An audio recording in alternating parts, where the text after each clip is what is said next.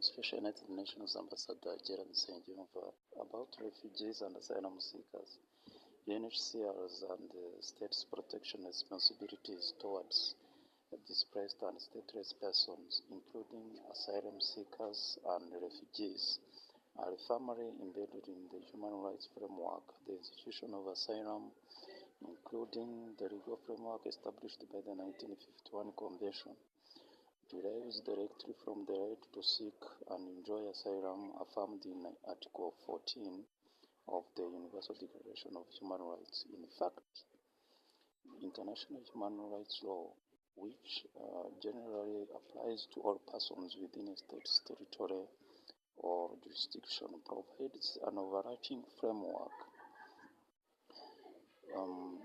for the protection of asylum seekers and refugees. International refugee law, including relevant regional instruments, represents an essential part of this framework and addresses their specific concerns. In addition to the Universal Declaration of Human Rights, international human rights instruments are complementary to the 1951 Convention in reinforcing the institution of asylum and ensuring refugees are protected effectively. Article 5 of the 1951 Convention emphasizes that nothing in the Convention should impair any other rights or benefits granted to refugees, which includes the rights under international human rights instruments. The unique protection needs of asylum seekers and refugees in the field of human rights have also been specifically contemplated in the text of international human rights treaties.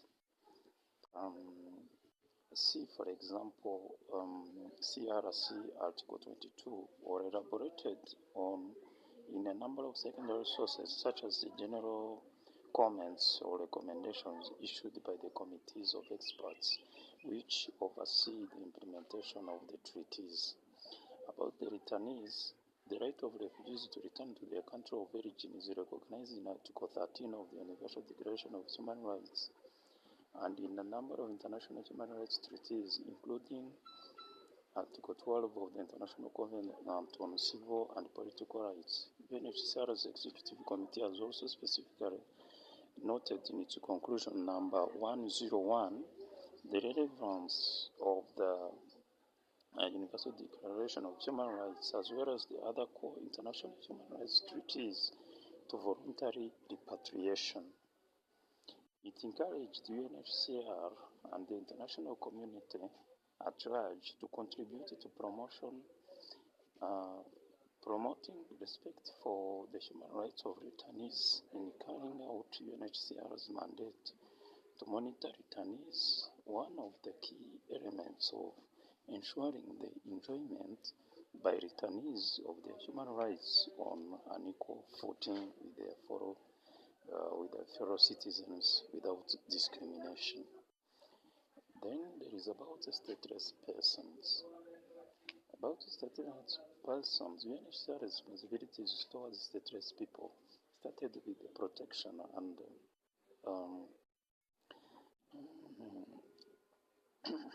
of stateless refugees as spelled out in the UNHCR Statute, paragraph 6A and Article 1A2 of the 1951 Convention. Further expansion of this role to include non-refugees individuals was enabled by the adoption of the 1954 Convention relating to the status of stateless persons and the 1951 Convention on the reduction of statelessness. Following the adoption of these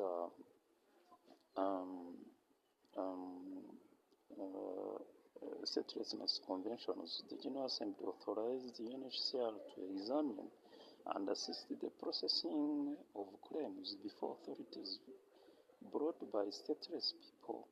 The Universal Declaration of Human Rights and several of the core international human rights treaties have specific provisions related to the right to nationality. In conclusion, Number 106, UNHCR Executive Committee has also specifically acknowledged the complementarity between international human rights laws and the statelessness conventions. Conclusion number 106, census encourages states which were not party to the statelessness conventions to treat stateless people lawfully residing on their territory in accordance with the international human rights laws and consider as appropriate facilitating the naturalization of habitually and lawfully residing stateless people in accordance with the national legislation. UNHCR's Executive Committee conclusion number 106. Then there is another part of internally displaced people. UNHCR has also been authorized by the General Assembly to be involved operationally under certain circumstances in enhancing protection and providing humanitarian assistance to IDPs through special operations. UNHCR customarily assumes a key protection coordination role in conflict-related circumstances and has provided protection and assistance for internally displaced people through its cluster activities in more than 50 countries. The guiding principles on internal displacement and the policy on UNHCR's engagement in situations of internal displacement are key protection instruments which guide UNHCR's engagement on IDP's operations.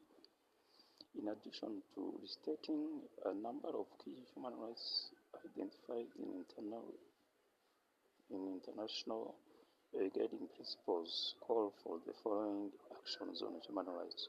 All authorities and international actors shall respect and ensure respect for their obligations under international law, including human rights and humanitarian law, in all circumstances, so as to prevent and avoid conditions that might lead to displacement of people.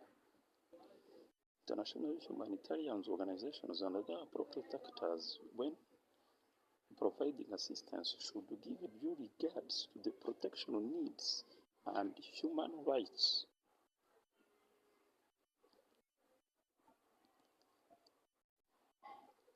of internally displaced people, IDPs, and take appropriate measures in this regard. In so doing, these organizations and actors should respect relevant international standards and codes of conduct. Key takeaways points here. 1. Human rights apply to all people, everywhere, simply by virtue of being human. 2. International human rights are grounded in the core principles of universality, interdependence, indivisibility, and equality and non-discrimination. 3. Under international human rights law, states have 3 types of obligations: to respect, to protect, and to fulfill human rights. States are the primary duty bearers, while individuals are the rights holders. Number 4. The protection of asylum seekers, refugees, stateless people or stateless persons, and internally displaced peoples, IDPs, and other persons under UNHCR's mandate is not limited to the rights set out in the Refugee Convention or Statelessness Conventions, and it incorporates respect for international human rights standards. International human rights law is an important source of complementary protection for displaced and stateless people. Thank you very much for watching.